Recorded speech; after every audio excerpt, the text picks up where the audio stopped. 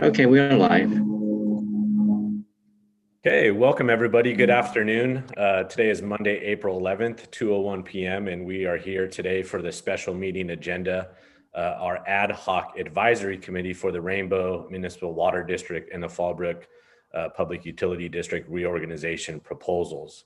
With that, we will start with the agenda on item 1, which is a roll call to order by the moderator. And Tammy, could you lead us? Yes. Brian Albright. Present. Jack Beebe. I'm here.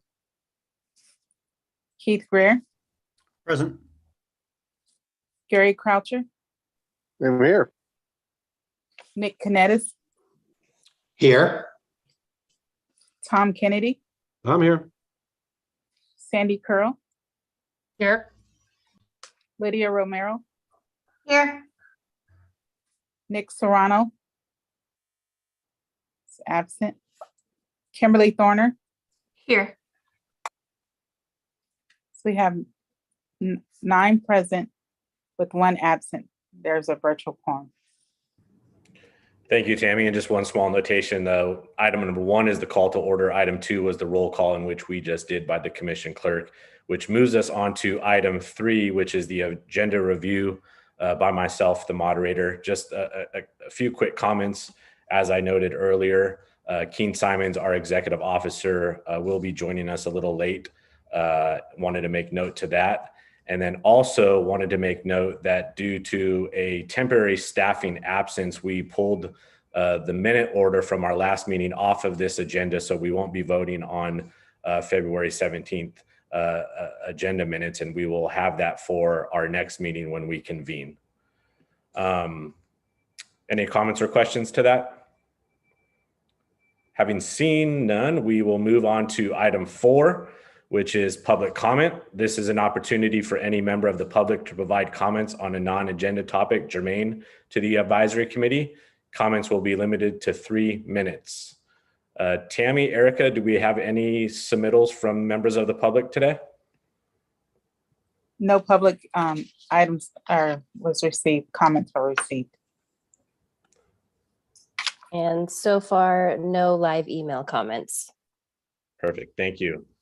That moves us on to item 5, which is our business items today. And 5A is our first one, which is the ad hoc committee's future role. Before we get fully started on this, I wanted to kind of just pass the baton over to our legal counsel, Alex, who I don't really see who's on the line. Is he? I don't see him. Maybe that's who was calling me. 1 second, he's trying to log in.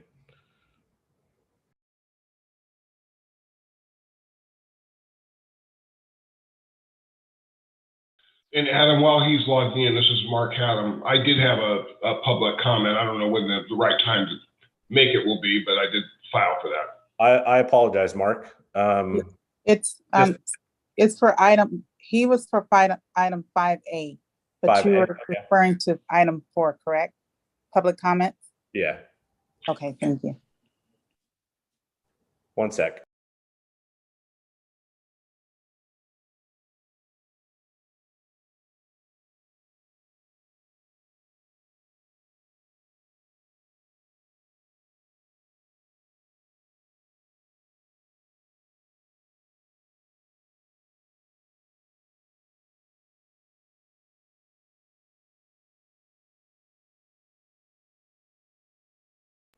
All right, I just sent him the link to the Zoom. I guess he may have had the wrong one, but we'll give him 30 seconds or so.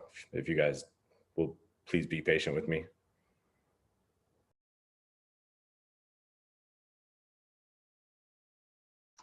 Patience has been key with this whole process.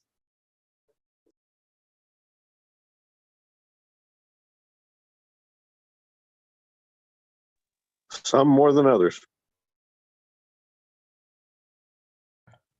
I thought Nick Serrano was the driver to have another meeting, and then he bailed on us. He's got to at least show up then. He's not the only one.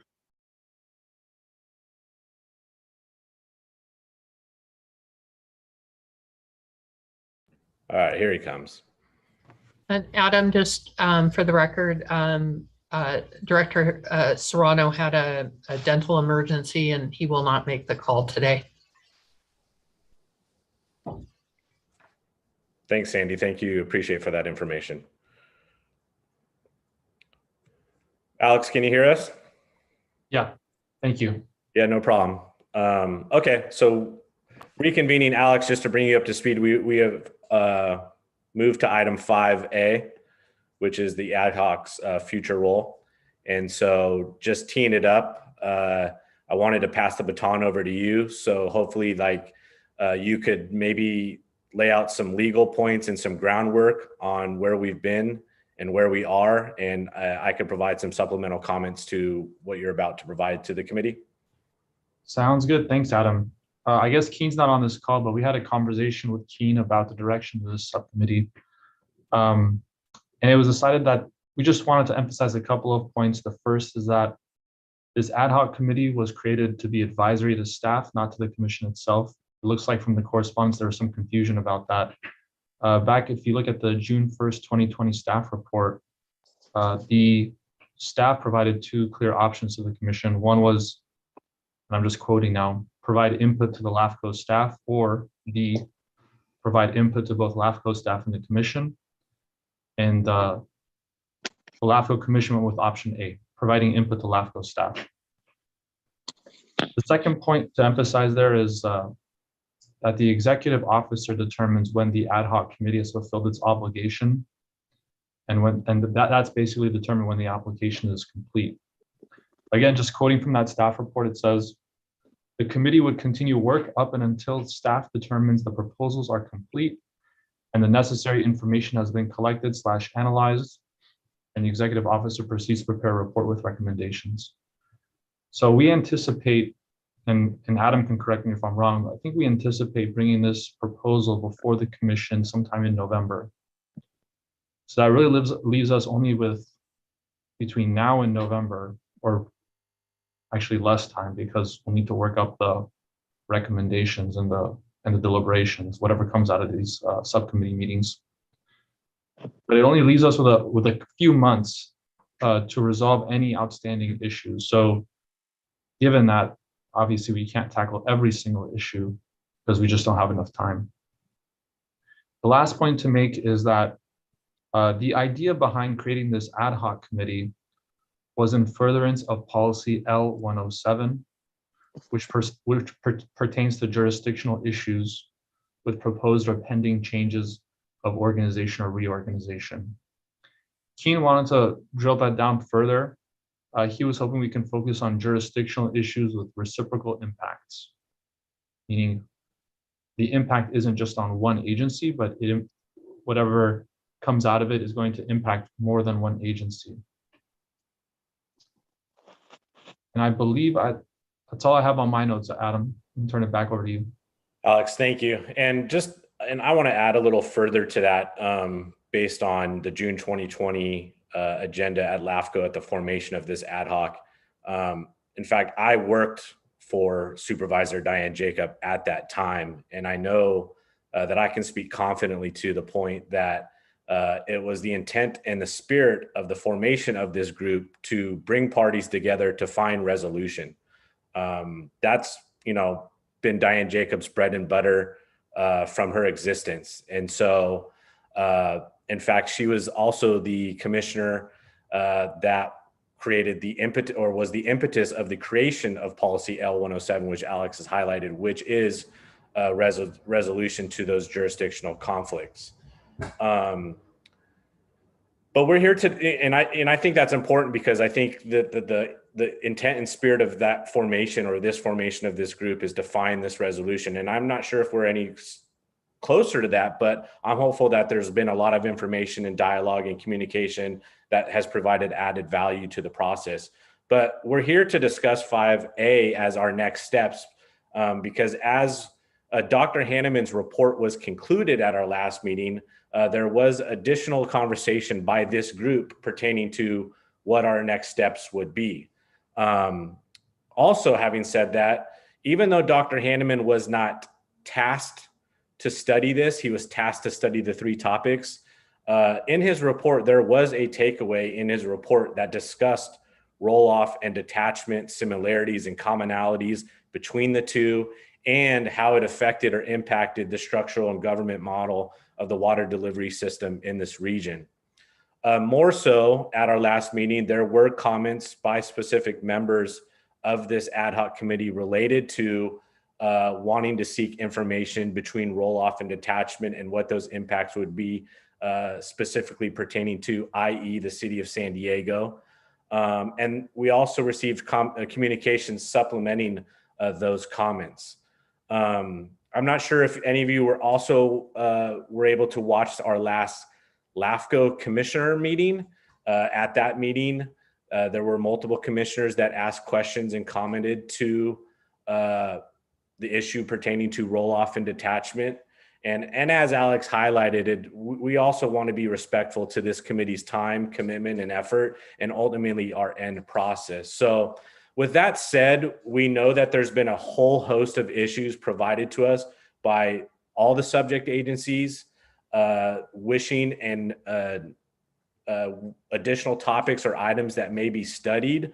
That is why it is before you today, that it is our recommendation that we solely stick to the point of roll-off and detachment and those differentials and what those impacts may be to a larger member agency such as the city of San Diego. And also we'd like to highlight maybe a smaller special district as UMI, or we're not even married or married to that special small district.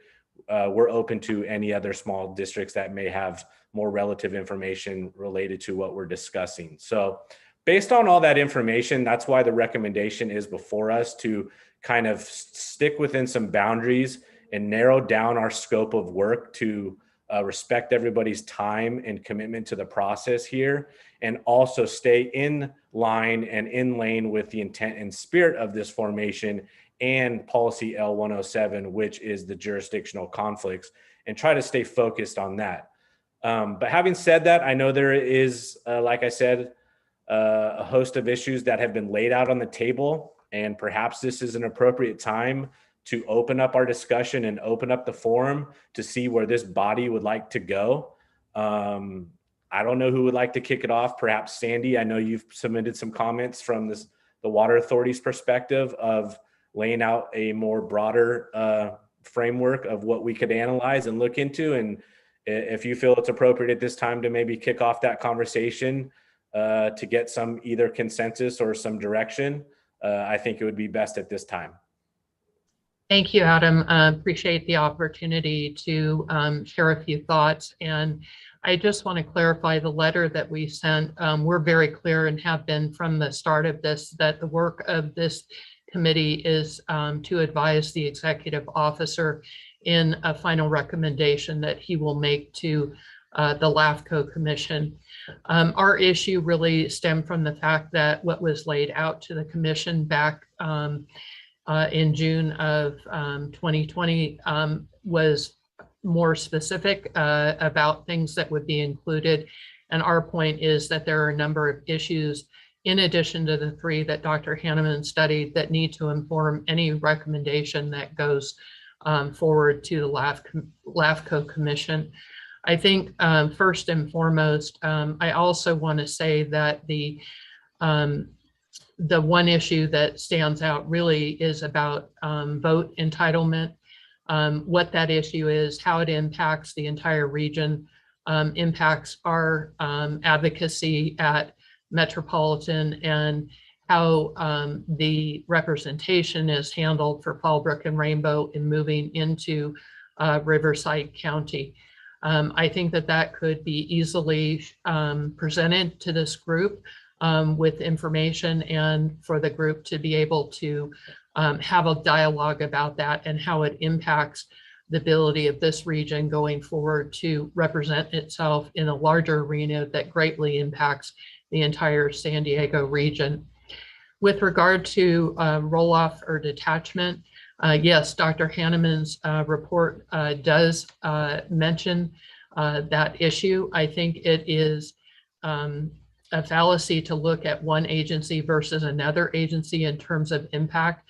It impacts each agency differently based on their profile, based on their jurisdiction. So I don't believe looking at two agencies as a tale of two cities, if you will yield useful information that can be utilized by this committee in terms of making a recommendation to the executive officer. So I certainly think that issue needs to be looked at in totality and not by two individual agencies. So I would put that out to the group. There are other issues that this group may not decide to take up that we will deal directly with the executive officer and the LAFCO commission should it not go through this. I'll let Mark Haddam speak to the issues with regard to the environmental review that has or has not been done. And certainly there's other avenues, but I think in terms of this region and impact to this region, the financial implications and the implications of voting going forward impact every agency within the San Diego region.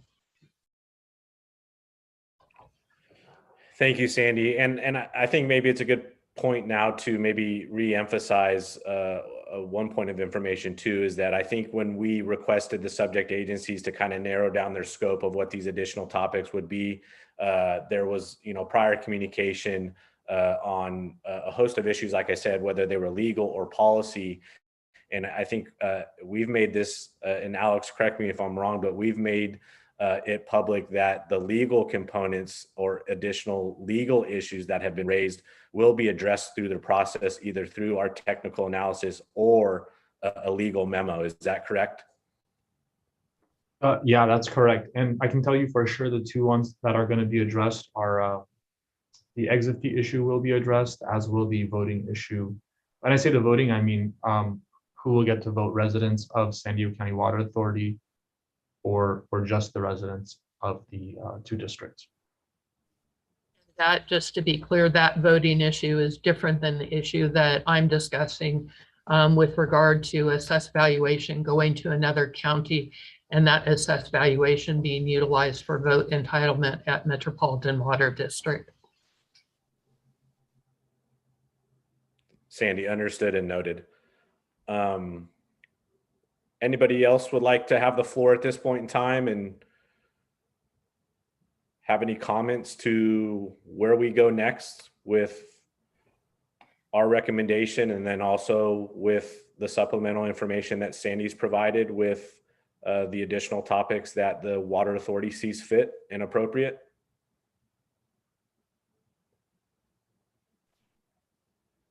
Adam, when did you want the public comment on this item?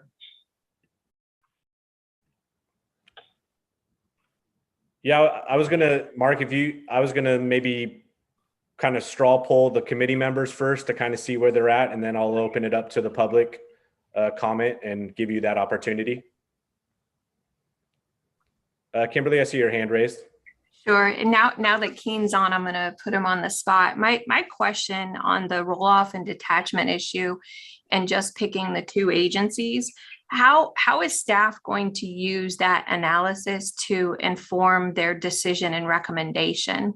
That's the part that I'm missing, is what value does picking two agencies and studying the financial implications of roll-off and detachment, what does that do for staff?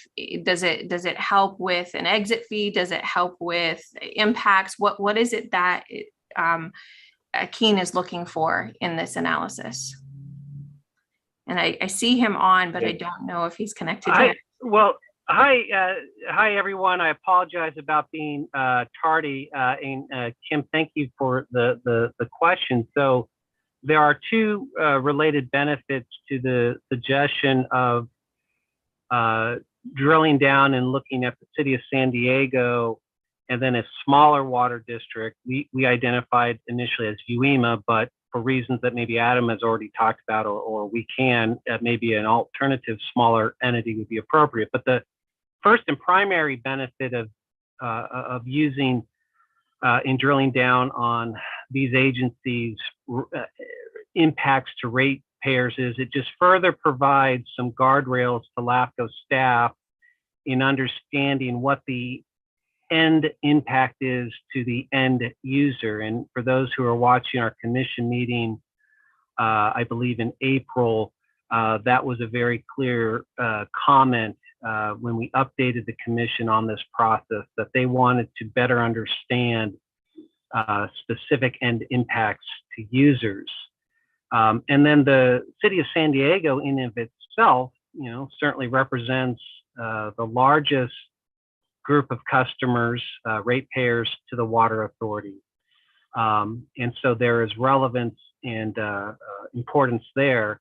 It ultimately, Kim and the rest of the board or committee is going to certainly inform the whether and to the extent an exit fee is appropriate in helping to smooth whatever the impact is identified as. And that is a different discussion, but ultimately we are looking to refine what may be an appropriate exit fee by saying, here's what the impact is for the largest utility amongst the water authority users.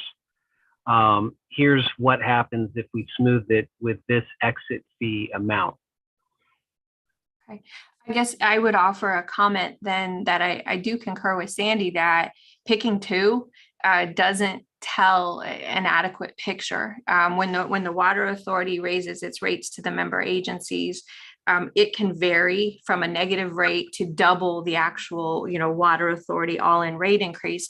And so each agency is so unique in its portfolio, whether it's a local supply. One of the things I was going to recommend is not to pick just UEMA because of their local supply. Each agency is so unique in its water supply and water rate charges that picking two might not give you an adequate picture. And so that's just my first comment. Adam, can I respond to that? Please do.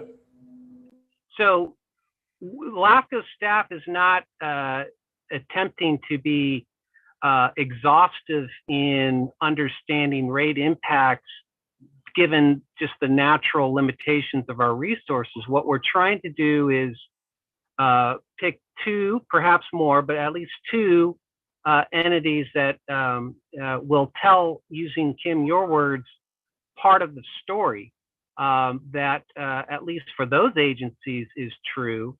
And then it's up to the commission and its discretionary structure to make reasonable assumptions on this and everything. But I think having two core examples, including the largest member agency in the city of San Diego, has value.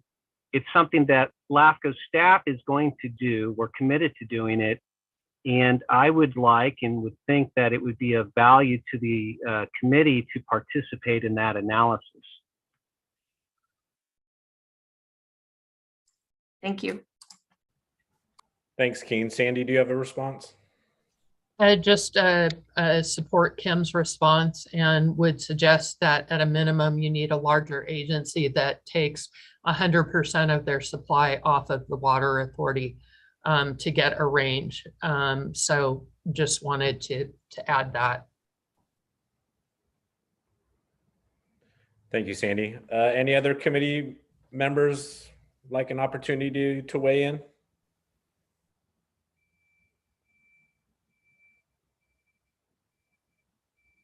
Okay, nobody jumping out. Gary? Yeah, I think there's a couple things. First of all, thanks for everybody within participation of this committee. It's as simple as some would like to make water issues simple.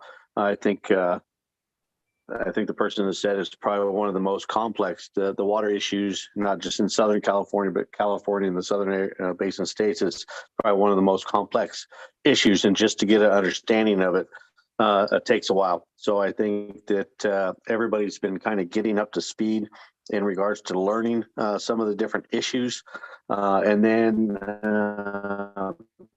conditions are constantly changing within things. I mean, you just look to the both from what Dr. Hammond had found was that both of MWD's imported water supplies face severe challenges in the coming years. And I think you just need to look at what's going on, both PAL, need, and some of the rest, and then also the State Water Project. Just lots of different things that are going on within the severity of our positions. But as a result, that one of the things that Dr. Hanneman had stated was that the two agencies looking at detaching would be taking a gamble if they were to leave the Water Authority. That's just one of the things that he brought up that I thought was very concerning. But for me, it's not just these agencies, because these agencies actually, boundaries do not change and everything else. It's actually the Water Authorities boundaries that change within the many years, and within the Water Authorities boundary changes, it impacts everybody within the region and within the cooperative planning, whether it be 3, 5, 10, or 20-year planning that's done as required by the state in certain things. And then you look at the state, well, and what they're looking at within the water issues and the things that they're recommending, and that the Water Authority as a regional voice has done exactly what the state has been looking at doing. That's been recognized as so. And then I think one of the things that would be nice to look at too is part of the decision-making process that got us to some of the things that there are some concerns about, whether it be desal and some of the different things, and working with the regional cooperation, whether it be through SANDAG, whether it be through the San Diego Grand Jury, some of the different polls and stuff like that, just to be able to look at how we worked cooperatively amongst intersecting agencies, as opposed to what we can do individually, and the impact that on everybody. It's the next week's MWD board meeting. The board will consider the general manager's recommendation about action the agency needs to take on the water things. First, mandatory conservation, including prohibition of irrigation more than 1 day a week. Second, cost penalties could be as high as $2,000 per acre foot if the mandatory conservation targets are not met. But lots of different things there. He also warned that if these measures do not achieve the needed water use restrictions, there could be 100% ban on outdoor water usage. But MWD's general manager that we work with closely is also clear that the agency must accelerate investments in order to prepare as soon as possible for the continued drought conditions. All these steps are necessary in order to make obtaining the state of California's amount of water needed to both meet health and sanitation needs. But this is where the Water Authority was 20 years ago, but we're together as a region, and the investments that we made that were not only supported by the two agencies, but they are actually included in the process. So I think it's there's a lot of different things that we need to look at, including how clean it is right now between the county borders and guidelines as far as work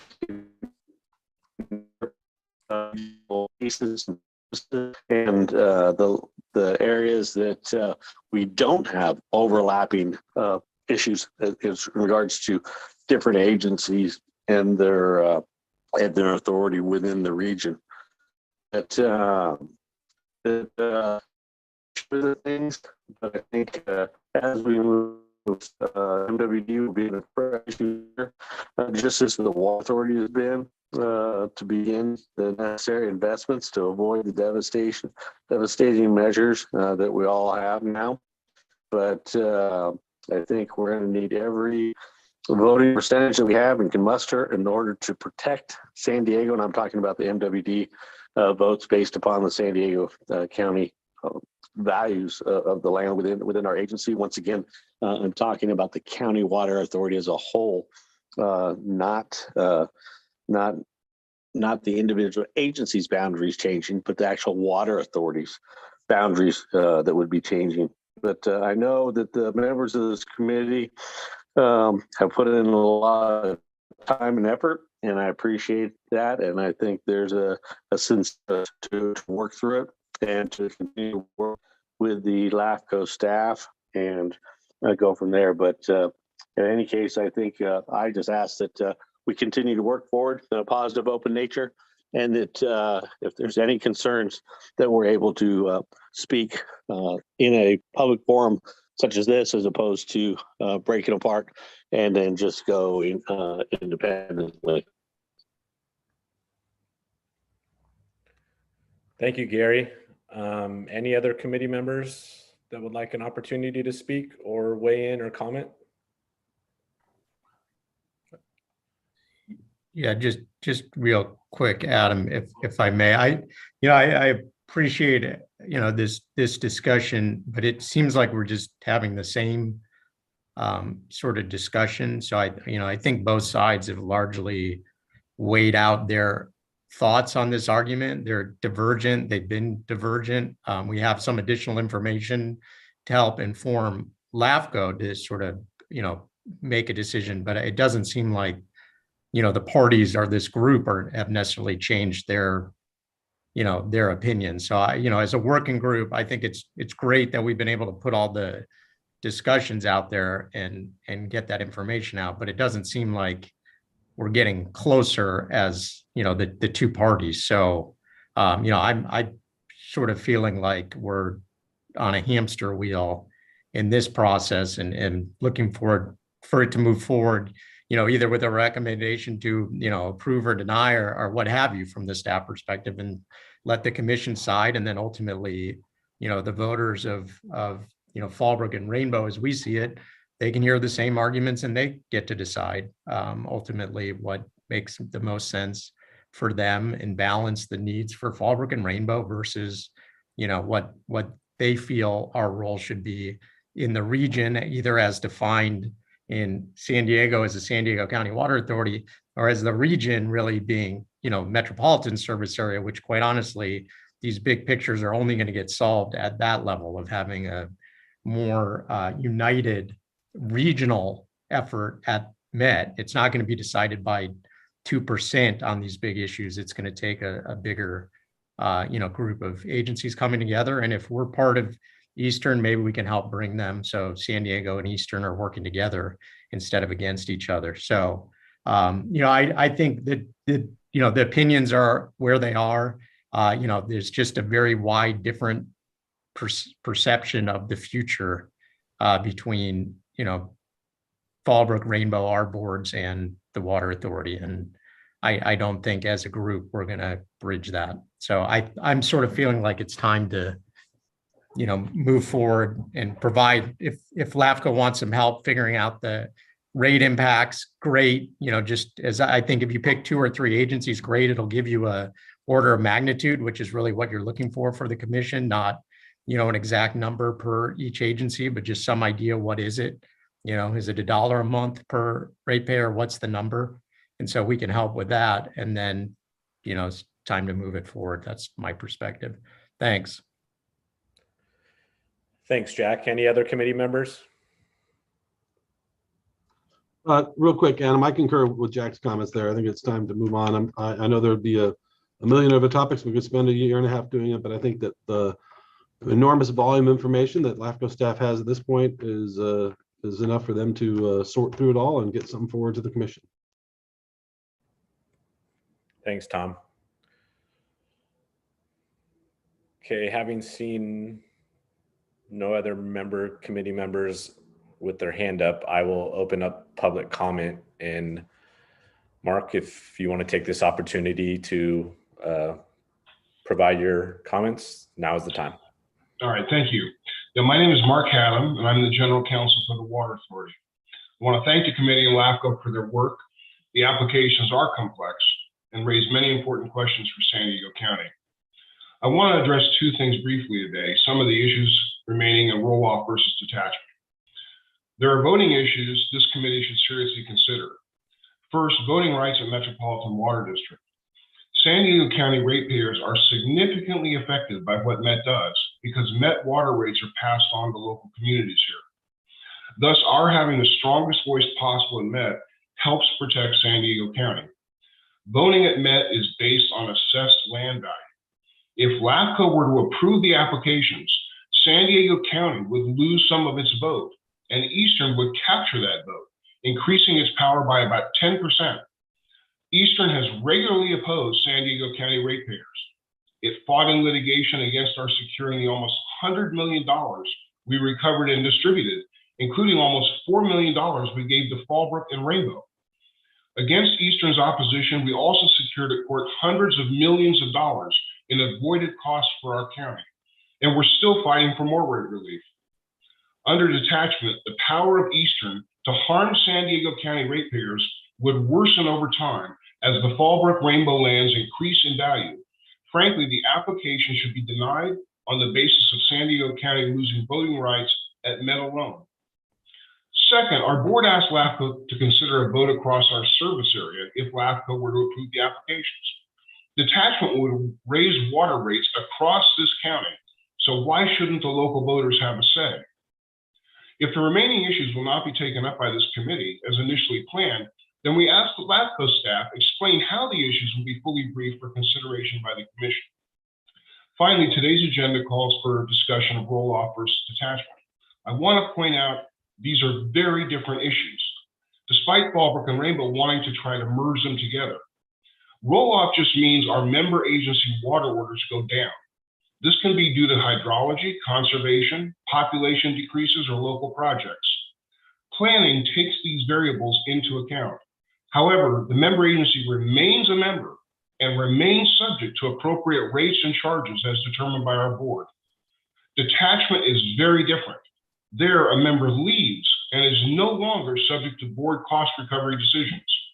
This is why the County Water Authority Act requires that for detachment, bonds and other indebtedness must be covered, which is the genesis, along with various LAFCO statutes, for any exit fee discussion. In contrast, there is no statutory exit fee for roll-offs, which are just part of the natural evolution of water use at our local agencies and are handled in the normal course by our board. I urge the committee and the LAFCO commissioners to read our very detailed response that we filed in September of 2020. Our agency spent a great deal of time and effort in that response, addressing all the main issues. Thank you for your work on these matters. Thank you, Mark. Tammy, Erica, are there any other submitted members of the public that provided comment and/or live comments? No other comments have been received. And no live email comments. Thank you. With that, I'll close the public hearing. And maybe now it is appropriate. I'll try to see if I can entertain some sort of motion out there to get this committee or body on record for this committee's next steps based on the recommendation essentially before you.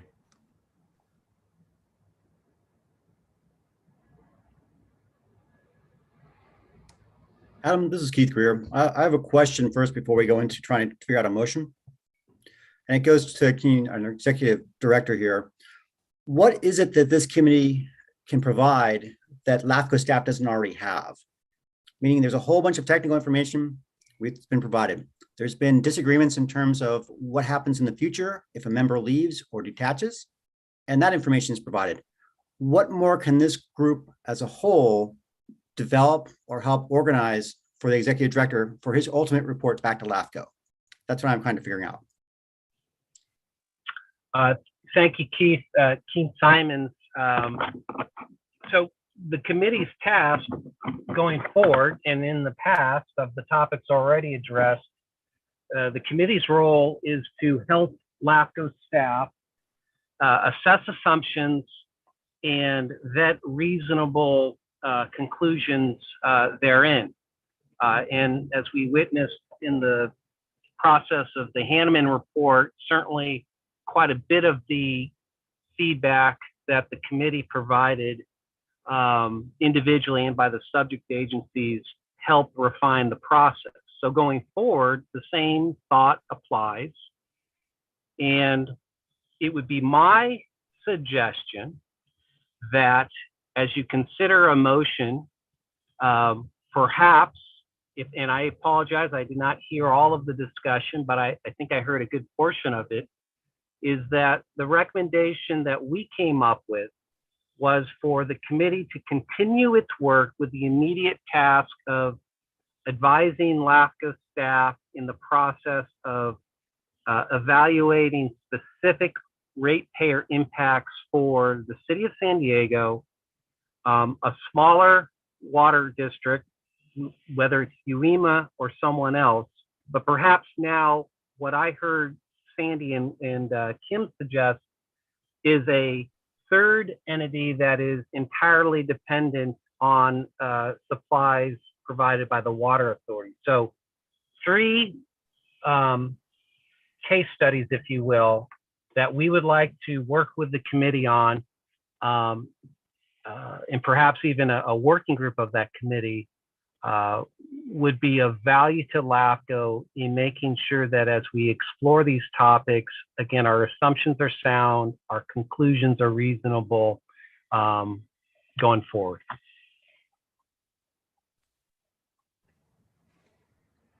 Thanks, Keen. Tom? Can I for a moment agree with Sandy and Kim that the disparate impacts of rates to member agencies when the water authority has let's say their revenues need to increase 3%. Like Kim said, that means some might go down, some might go up. It's very complex. We wrestle with it at the member agency level, you know, even as recently as last year when the member agencies, you know, requested to get more detail on that. So for LAFCO to try to divine it would be challenging. I think that what might be more useful is just to take a look at Dr. Hanneman's calculated net impact and look at that as percentage of the water authority as a whole. Because the water authority will have increases and decreases of different types, and they spread those costs around in their member agencies. And so I don't know that you'll ever be able to, we wrestle with it at the member agency level. I'll let Kim you know, nod her head or shake her head in a disagreement. We wrestle with that. So I don't know that that's all the people on the board of the water authority. So I'm not sure that this body here is going to be able to provide a lot of guidance, and you might find yourself in a rabbit hole to which there are a few clear exits. So I'm not sure if that's all that useful in enterprise. So I'll just offer that up. Thanks, Tom. Sandy, do you have more to add? I would just suggest that if you're focused on doing some sort of comparative analysis, that you look at potentially including Valley Center and maybe Poway as 100% dependent on the water authority. Thank you, Sandy. Jack? Yeah, I don't think it's hard to add a few agencies because you're going to do it at a group level. And again, it's just going to be a order of magnitude thing, so you can give the commission, here's about the dollar impact. And I think the other side of it, if we do that, and it's not Fallbrook and Rainbow's assessment that roll off and detachment are financially similar. It's from Dr. Hanneman. So although we've been saying it since the beginning, it was also in the Hanneman report, which is widely sort of noted by the water authority. So what I would suggest, if we're going to do that and say, hey, what's the, you know, impact of this detachment, that we then do the same exercise looking at what is the impact of roll off, so you can give the commission the full story, because that impact of roll off actually will impact Fallbrook and Rainbow if we don't leave, right? Which is an analysis that can be included in there. Is all right, what happens to Fallbrook and Rainbow if they don't go, right? What is that impact to Rainbow, which is 100% on imported water per ratepayer, if they don't detach and they remain with the water authority, and the roll off goes through with the financial impact as laid out by Dr. Hanneman. So I think if staff wants help with that analysis to make sure that the parameters they're using are consistent with what is done in the water industry, like using, equivalent meter unit type measurements so that it's, it's sort of roughly a single family household type of impact. I think doing it in a general way and then coming up with a general assessment per agency, although it won't be perfect, will be a reasonable thing to give the commission a sense of what the order of magnitude impact is of those two activities. So I support that, that motion. If LAFCO staff says, hey, we need some help with this, great, we can work with them to help sort of finalize those calculations. Again, I would suspect based on, the numbers that were identified for revenue impacts in the Hanneman report for both detachment and roll-off. Thanks, Jack. Gary, you have your hand raised? Yeah, just one other thing I'd like to be able to throw out there too is as much as we're trying to define the what left, we want this committee to assist LAFCO staff with one that would be helpful to me is if we were able to throw out there some of the things that we think within this process are going opposite of the direction that LAFCO policies kind of set forth, and it might be something that if we throw out some questions there, LAFCO staff might be able to reply to it that would help us within the process, and then anybody listening to the process a better understanding of what this accomplishes and what it doesn't accomplish within the LAFCO process itself. And like I said, I don't think they have to do that in every single thing, but I think if we have some decent questions that are worthwhile to help us better understand it, and then as we're talking to people, we can better explain that, I think would be helpful. So just some of the things that the LAFCO process wants to try to accomplish, not just within the San Diego County, but Cal LAFCO. And like I said, just a better understanding of that. And I can throw some of the questions to either Adam or Keen and have you take a look at them and say, you know what, this is something I think with the question that you raised would be worthwhile to bring back to the committee. And I wouldn't be offended if you look at it saying, nah, you know what, this is already included. Most people should already know this. But like I said, just to be able to throw a couple of those things out there to staff and then have them either acknowledged and explained, or if it creates, if it's thought provoking for the staff at that point, then I think it's helpful for all of us.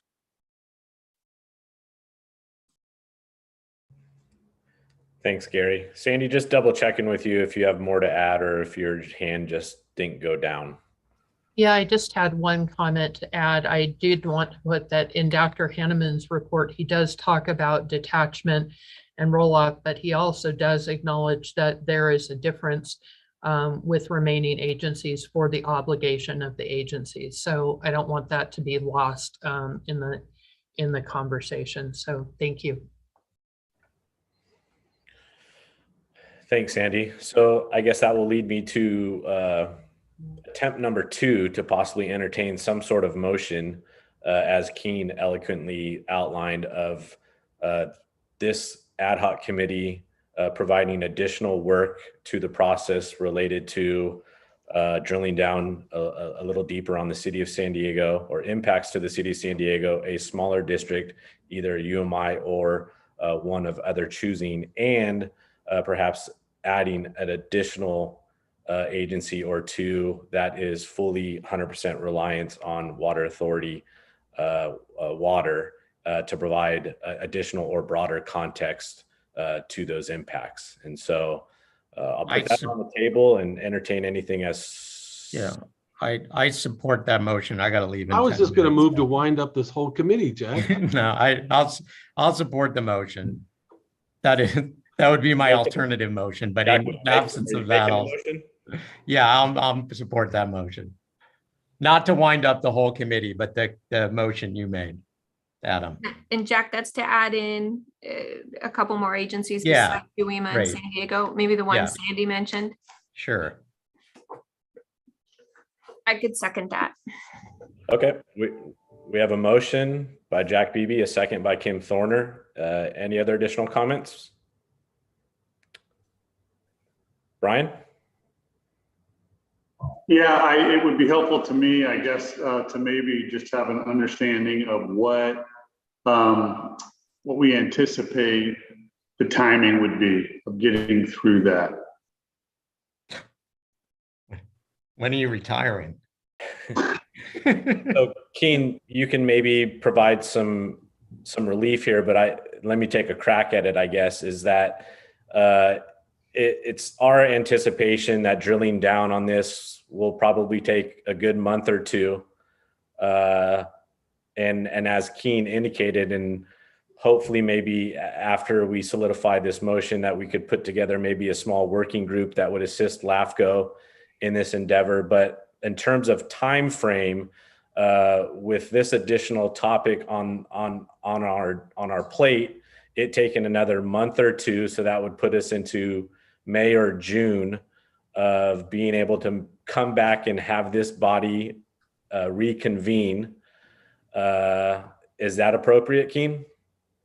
Yeah, well said. So we already have, I mean, Jack and Tom know this. We have internal numbers on these that have been disputed a bit by Tom and Jack. And so hence why we want to get some vetting by the committee. So Brian, I would suggest it would be reasonable for us, especially if we can go through a working group process, to come back with our analysis at a June meeting. And at that point, I would envision, right, maybe some other things will come up by that point, but we would envision saying, okay, here's the our take on or ratepayer impacts for San Diego, Poway, and Valley Center. Let's just call those three out. We'll forget about UEMA. So those three agencies, and say, hey, do the assumptions and the formula here make sense? And if the formula makes sense, well, then we can apply that in some way to others if the commission chooses on their own going forward. And I do like the idea of a working group, but that I know is a separate motion perhaps. But to answer the question, Brian, that's the game plan. Thank you.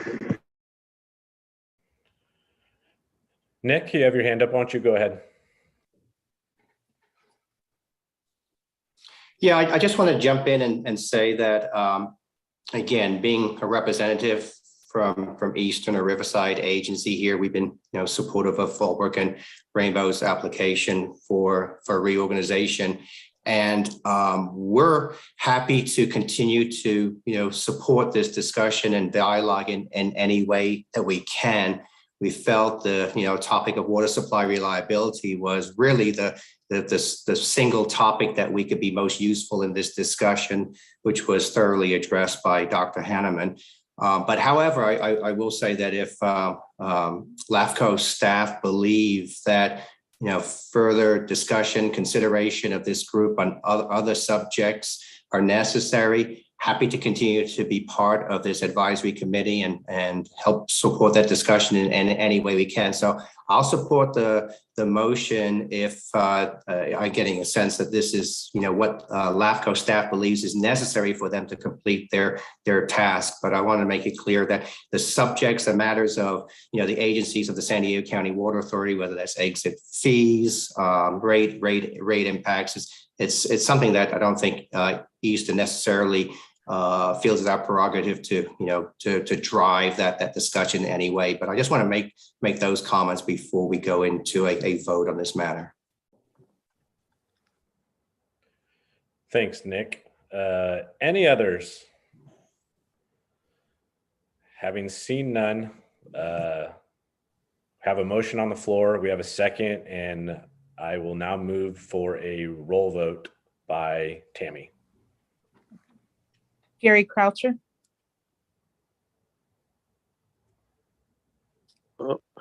Yes. Keith Greer, Yes. Jack Beebe, Yes. Brian Albright, Yes. Nick Canetis, Yes. Tom Kennedy, Begrudgingly, yes. Sandy Curl,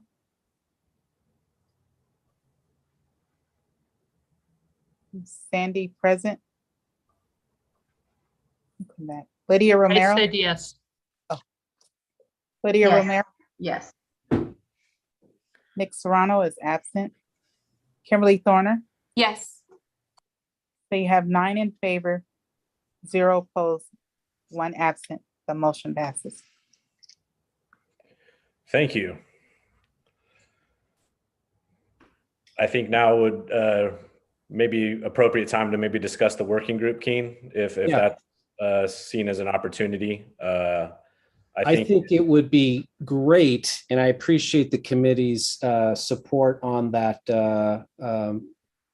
just passed resolution. So I suggest the committee authorize a working group of 4 members, Brian Albright, Lydia Romero, Keith Greer, and Kim Thorner, to be our working group and allow staff to work with them on the direction you just provided us just moments ago.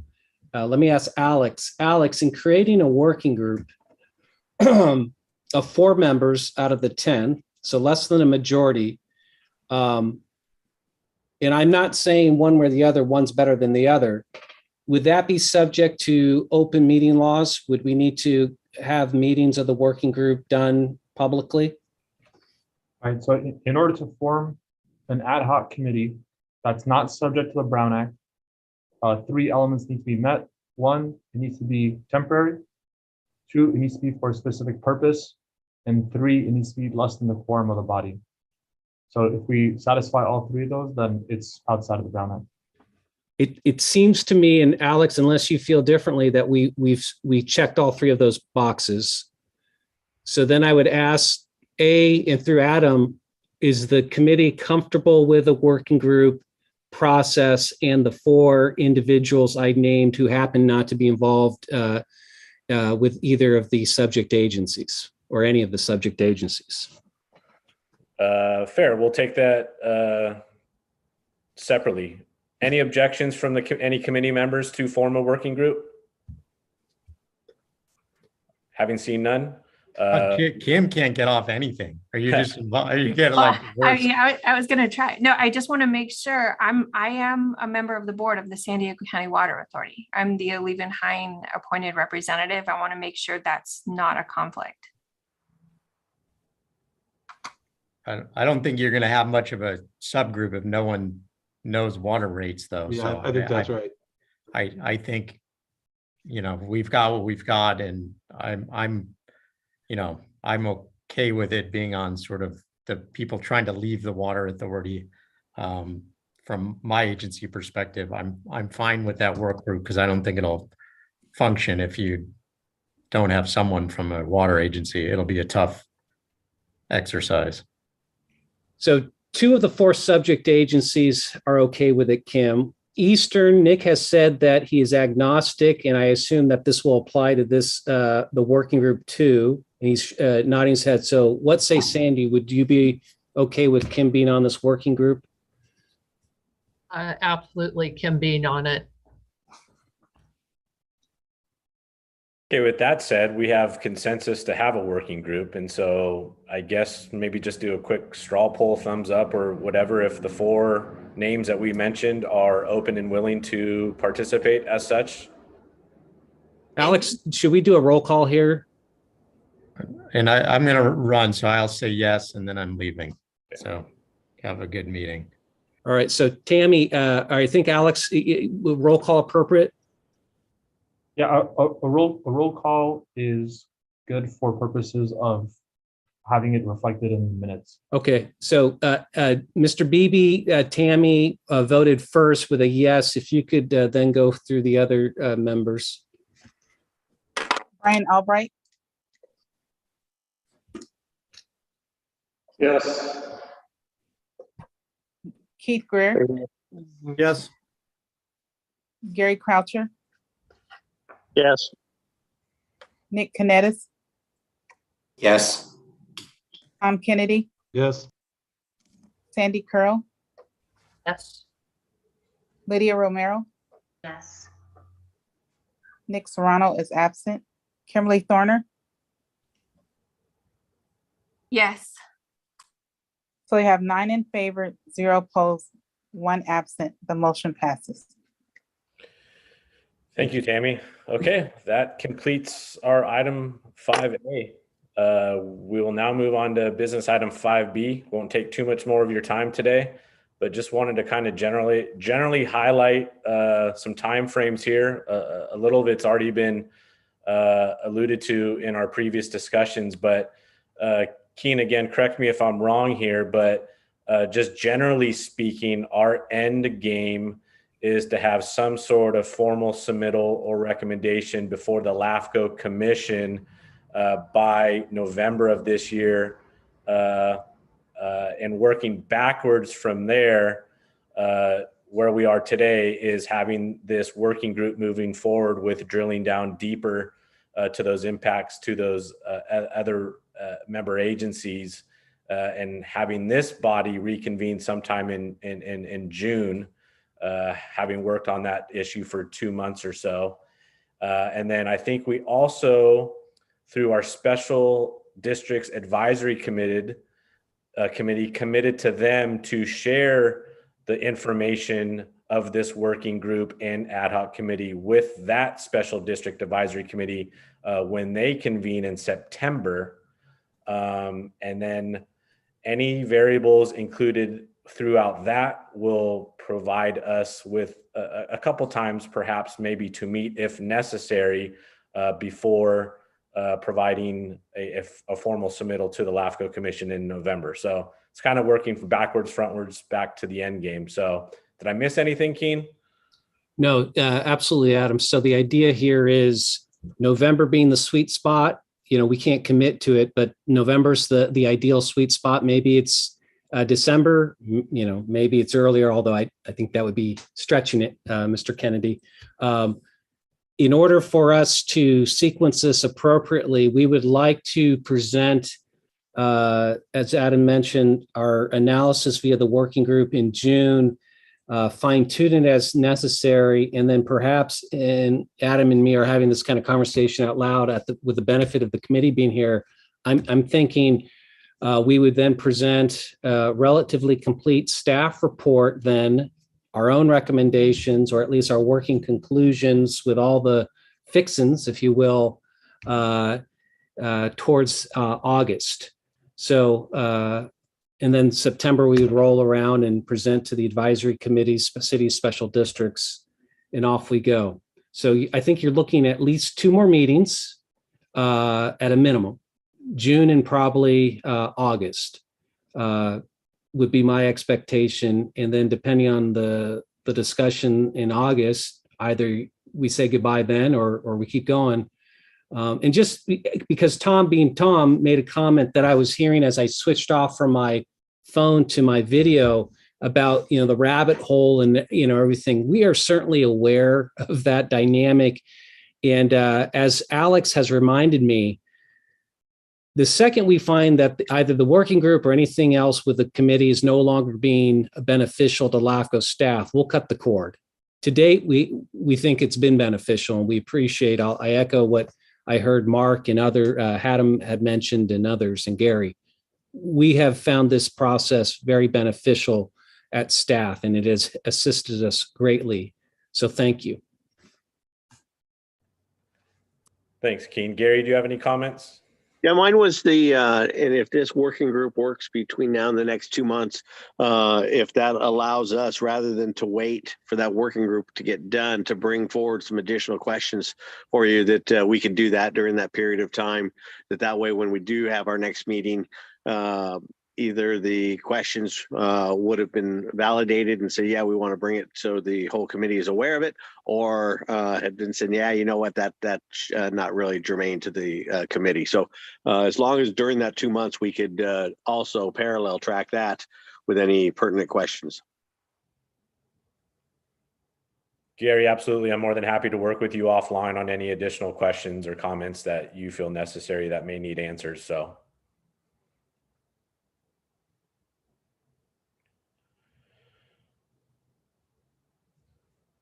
Sandy? You're muted real quick, Sandy. Once a day. After 2 years, you'd think it would stop happening. I just want to say thank you to all of the committee members who've been participating. I've heard a lot of comments that this has been a long, laborious process, but I will tell you that it is a very complicated issue, and water couldn't be any more important in the state than at this very moment. As you look around and see us in the 1200-year drought, you look at what Metropolitan is going to be doing today and tomorrow to require parts of their service area to go to 1 day a week watering, and potentially going to 0 days a week watering based on availability of water. This is a very complicated issue. I am certainly appreciative of the time and effort everyone spent, and think it does deserve this level of effort because it is so important, and it is about the sustainability of this region. So I just appreciate all the time and effort. Thank you, Adam, for allowing me to make comment. Not a problem at all, Sandy. Thank you so much. Kimberly? Sure. So at the beginning of the meeting, I heard Alex say that legal issues are going to be handled by legal.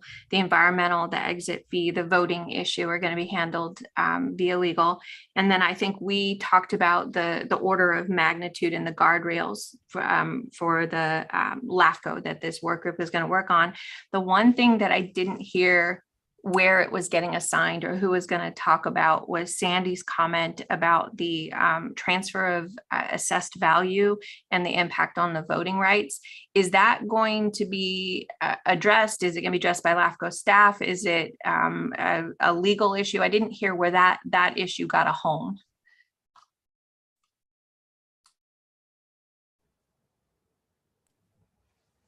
I'll take that, Adam. Okay, go ahead, Keen. That will be addressed by LAFCO staff. I view it, and I'm having evolving thoughts about a lot of topics, but right now where I land on this is it's a disclosure comment, meaning what exactly is the percent that would go from voting from Water Authority to Eastern as a result of either one or both of these reorganizations being approved. So it's a disclosure. I had a conversation with Council Collins from the Water Authority, who, I think made a good comment that it's also a policy discussion. But that said, the home is with LAFCO staff, and certainly will be part of the draft report that we prepare. And should the committee want to dive into that, however we address it, again, in what I assume will be a disclosure format, is to be determined. Can detachments legally happen without transfer of the assessed property value? Can you make that a condition? Can LAFCO make that a condition of detachment? Do we know, or am I going too far right now? It's in the MWD Act, so it is. Yeah, it's part of the MWD Act, and it would have to be a change by the state legislature. Okay, thank you for clarifying. Now, that said, and again, I love being provocative if I can be, LAFCO, and Alex will back me here, has broad discretion in what we believe our conditioning authority is. And I'll leave it at that. Thank you.